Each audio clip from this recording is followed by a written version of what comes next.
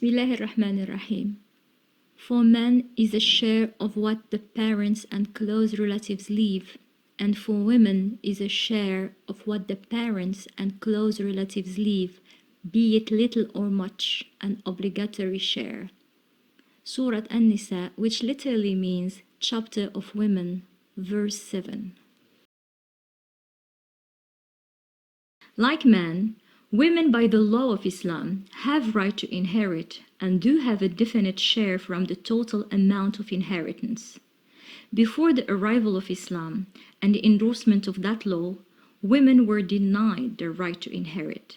In Arabia, the status of women was appalling to the extent that even having a baby girl was considered a big shame. And so many heads of tribes and majority of its important members would bury their baby girls alive, hoping to wipe out the shame and disgrace.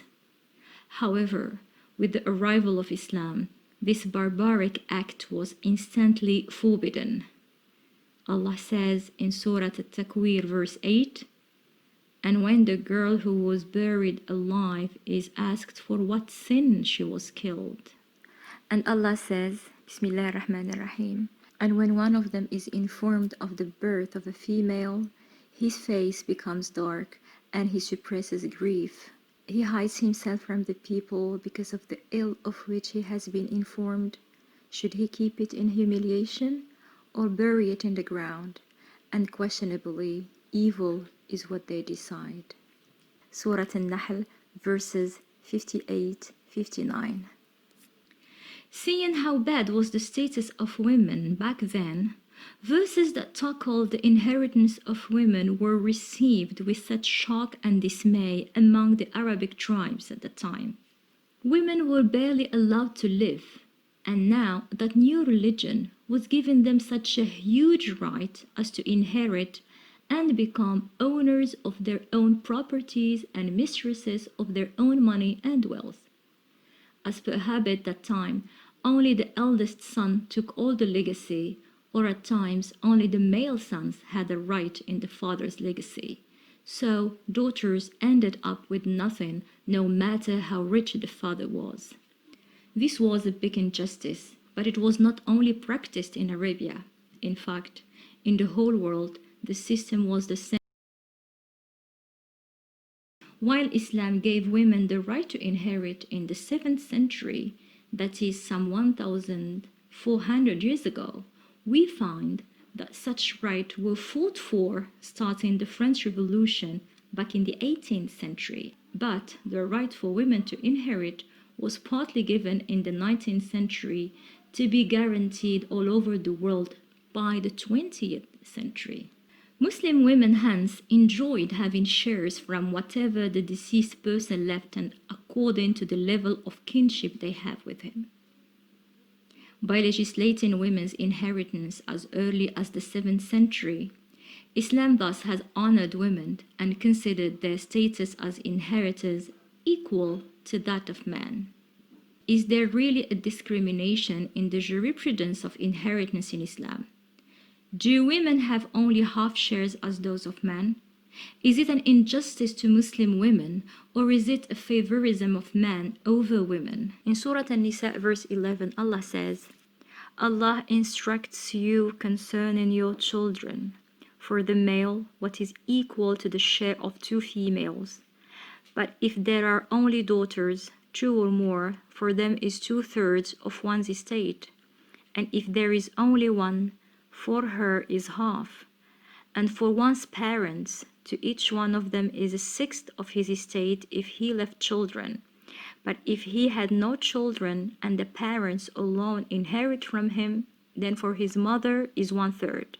And if he had brothers or sisters, for his mother is 1/6, after any bequest he may have made or debt.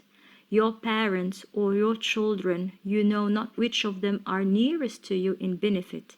These shares are an obligation imposed by Allah. Indeed, Allah is ever knowing and wise." That means that sons inherit twice that of daughters, brothers twice that of sisters, and husbands inherit twice that of wives.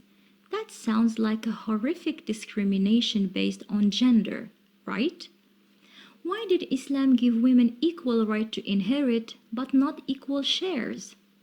To answer these questions, it's very primordial or even vital to look at it from a comprehensive Islamic view. In Islam, women are exonerated from any financial charges whatsoever. Women don't have to work and don't have to support anyone, not even themselves. A woman is the responsibility of her father, brother, husband, uncle, son, etc. Women in Islam should never worry about the future or about being supported because they know that they can never be let down by the laws of religion. She might have her own income or her own dowry or inheritance, and yet she still is kept by the males of her family in a protective and supportive philosophy, as women shouldn't be abandoned to their own fate. They shouldn't be let down by themselves in the face of it all. Whereas men are the ones obliged to work, obliged to support their families, wives, kids, etc. They have no other choice. The only way to get financial support is by supporting themselves by themselves. So when a woman inherits or does have a job, her money is only hers. She can enjoy it however she wishes, free of any responsibility towards anyone. So it really does make sense now why women get half. Had they gotten equal shares to men with no responsibility towards husband and kids or family, that would have been so much discriminatory to men, and Islam is all based on justice. It's also very important to mention here that there are 10 cases in which women inherit all the legacy and men have nothing. That there are 50 cases in which women inherit more than men, and there are 10 cases in which women have the same share equal to that of men in the jurisprudence of inheritance as a whole. Clearly, having half of what men get is just a case among others, but surprisingly, it is the only one highlighted by the media. I hope that this piece of information helped clarify the huge misunderstanding regarding inheritance of women in Islam. Wassalamu alaikum wa rahmatullah.